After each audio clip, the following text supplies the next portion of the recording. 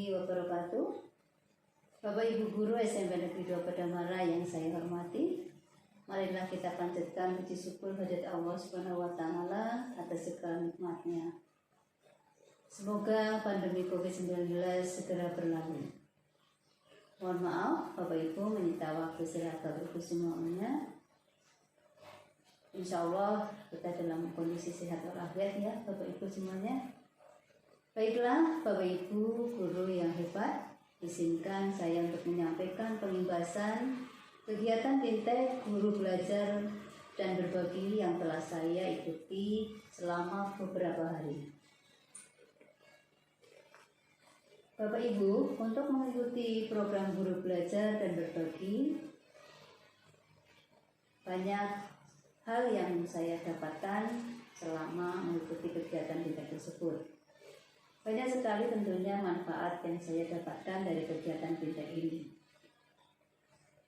Bapak Ibu guru yang hebat, dari kegiatan ini kita akan mendapatkan yang pertama, pelatihan kemampuan teknis atau soft skill dari para pakar, berbagai cerita inspiratif dari tokoh masyarakat dan komunitas pendidikan. Yang ketiga, memperoleh teknologi praktis untuk kegiatan belajar mengajar. Keempat, mendapatkan kesempatan memenangkan kuis berhadiah dalam webinar yang dilakukan secara langsung. Dan yang kelima, dengan kegiatan ini kita dapat mempraktikkan materi dan berkolaborasi dengan seluruh peserta di Indonesia. Baiklah, langsung saja saya jelaskan materi pembahasan berikut. Perlu kita ketahui bersama bahwa Kementerian Pendidikan dan Kebudayaan, Riset dan Teknologi kembali menggelar program Guru Belajar dan Berbagi seri Semangat Guru dengan tema Kemampuan Non-Teknis dalam Adaptasi Teknologi. Program Guru Belajar dan Berbagi seri Semangat Guru Kemampuan Non-Teknis dalam Adaptasi Teknologi adalah pelatihan untuk meningkatkan kompetensi kemampuan non-teknis sebagai pendukung penggunaan teknologi dalam kegiatan belajar mengajar. Akselerasi diaplikasikan dengan cara berpikir kritis, komunikasi yang baik, kreativitas, dan kolaborasi atau yang dikenal dengan 4C. Bapak Ibu, program ini dirancang untuk memberikan solusi peningkatan kemampuan non-teknis bagi para guru dan tenaga kependidikan sebagai pendukung akselerasi teknologi dalam kegiatan belajar mengajar saat ini. Apa tujuan program Guru Belajar dan Berbagi seri Semangat Guru? Kemampuan non-teknis dalam adaptasi teknologi. Yang pertama, mendukung program dan inisiatif Kemendikbudristek seperti guru penggerak, guru belajar, guru berbagi, merdeka belajar, dan pendidikan karakter, sekaligus membantu menciptakan program yang kreatif dan berkelanjutan dalam portal Guru Belajar dan Berbagi.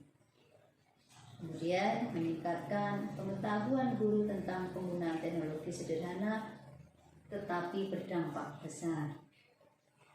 Meningkatkan pengetahuan guru tentang kemampuan non-teknis, mendukung penggunaan teknologi yaitu 4C, kemudian memberikan pengalaman kepada guru dalam mengikuti kegiatan program pembelajaran secara daring, memberikan kesempatan kepada guru-guru di Indonesia untuk saling membantu dan berkolaborasi dalam peningkatan kompetensi. Setelah program Guru Belajar dan Berbagi seri Semangat Guru Kemampuan Teknis dalam Adaptasi Teknologi. Yang pertama, semua guru jenjang PAUD, TK, TKLB, SD, SDLB, SMP, SMPLB, SMA, SMALB, atau SMK. Kepala sekolah, pengawas sekolah, tenaga pendidik sekolah yang telah memiliki akun SIM PKB. Adapun materi pelatihan meliputi resiliensi, berpikir kritis, kritis, kemampuan bercerita, konten, komunikasi efektif, serta metode belajar campuran. Resiliensi oleh ilmuwan psikologi biasanya disepadankan dengan istilah penting, yang berarti kemampuan seseorang untuk bangkit setiap kali mengalami desakan mundur maupun kegagalan. Berpikir kritis didefinisikan sebagai keterampilan seorang yang dengan akurat memutuskan sikapnya terhadap suatu informasi, setuju, tunda, atau tidak setuju. Setiap orang mampu berpikir kritis, tetapi untuk menjadi keterampilan berpikir kritis harus selalu dipraktikkan setiap saat. Semakin sering dilatih, semakin akurat, yang hingga akhirnya akan semakin menjadi insting. Kemampuan bercerita adalah kesanggupan atau kekuatan yang dimiliki oleh setiap individu untuk menyampaikan gagasan atau ide melalui lisan maupun tulisan yang menceritakan tentang perbuatan, pengalaman, atau kejadian. Kemajuan teknologi dapat membantu kita mengolah kemampuan bercerita. Konten merupakan segala bentuk komunikasi, terutama audio, visual, yang berisi informasi, hiburan, maupun ajakan. Tahapan membuat konten terdiri atas perencanaan, mengeksekusi, dan membuat rencana. Komunikasi efektif. Komunikasi efektif merupakan proses pertukaran ide, pemikiran, pengetahuan, serta informasi sehingga tujuan atau niat dapat terpenuhi dengan sebaik mungkin. Dalam keadaan pandemi ini, sesama manusia mengalami keterbatasan dalam bertatap muka atau bertemu, sehingga dibutuhkan sebuah metode komunikasi yang efektif dan tepat sehingga interaksi dan hubungan baik tetap dapat terjalin dengan adanya komunikasi yang efektif. Disinilah teknologi berperan sebagai perangkat yang menghubungkan interaksi sosial. Metode belajar campuran. Metode belajar campuran atau perpaduan sinkron dan asinkron atau yang dikenal dengan blended learning merupakan program pendidikan yang memberikan fasilitas belajar kepada peserta didik dengan memenuhi 4 ciri sebagai berikut.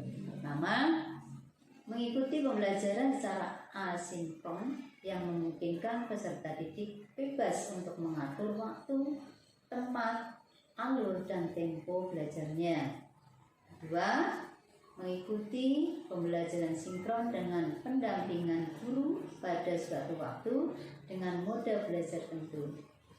Ketiga, menghubungkan beragam modalitas atau mata pelajaran menjadi suatu pengalaman belajar yang terpadu dan terintegrasi. Keempat, membantu peserta didik menjadi pelajar merdeka belajar yang berkomitmen pada tujuan, mandiri pada cara dan reflektif dalam mencapai sasaran belajar yang disepakati. Berikut saya sampaikan perbedaan pembelajaran sinkron dan asinkron. Yang pertama, pembelajaran sinkron merupakan pembelajaran yang menghadirkan murid dan guru pada waktu yang bersamaan sehingga memungkinkan interaksi langsung antara murid dengan guru, murid dengan murid, dan murid dengan narasumber lain dipandu oleh guru. Meski sering diasosiasikan dengan luring, pembelajaran sinkron bisa dilakukan secara daring. Sedangkan pembelajaran asinkron merupakan pembelajaran yang memungkinkan murid belajar tanpa butuh kehadiran guru pada waktu bersamaan sehingga murid bisa mengatur waktu, tempat, alur, dan tempo belajarnya. Pembelajaran asinkron bisa dilakukan secara luring maupun secara daring. Metode pada pembelajaran sinkron disarankan yang pertama praktik. Murid menerapkan suatu prosedur dengan peralatan khusus. Diskusi, murid melakukan tukar pikiran dalam atau antar kelompok. Kemudian refleksi bersama, murid menandai dan menilai proses dan capaian belajar secara kolektif. Umpan balik, murid memberikan umpan balik terhadap tugas ataupun proyek murid. Metode yang disarankan pada pembelajaran asinkron yaitu penguasaan materi, murid mempelajari materi secara mandiri. Tugas kontekstual, murid mengerjakan tugas yang terkait dengan kehidupan atau lingkungan. Kolaborasi, murid mengerjakan suatu tugas yang membutuhkan kolaborasi dengan murid lain. Refleksi personal, murid menandai dan menilai proses dan capaian belajar secara personal. Adapun kelebihan dari pembelajaran sinkron adalah aktivitas belajar interaktif. Guru bisa melakukan komunikasi interaktif dengan murid. Antusiasme belajar, guru bisa menumbuhkan antusiasme belajar murid. Kemudian umpan balik sesuai kebutuhan, guru bisa melakukan personalisasi umpan balik sesuai kompetensi murid.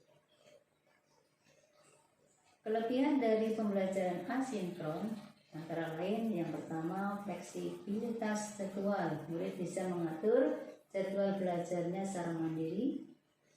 Kemudian tempo tergantung murid, murid bisa memegang kendali terhadap tempo belajarnya. Umpan balik instan, murid bisa mendapatkan umpan balik secara instan, tidak menunggu respon guru. Adapun kelemahannya, pembelajaran sinkron jadwalnya terasa kaku karena satu jadwal yang sama untuk semua murid. Tempo tergantung guru, tempo pembelajaran seringkali sangat tergantung pada guru. Kemudian dari sisi kehadiran dan kualitas guru, ketergantungan pada kehadiran dan kualitas guru. Kelemahan pada pembelajaran asinkron diantaranya perasaan terisolasi, murid berpotensi merasa sendirian dan terasing dari lingkungan sekitar. Kemudian penurunan antusiasme, murid mungkin mengalami kehilangan semangat belajar.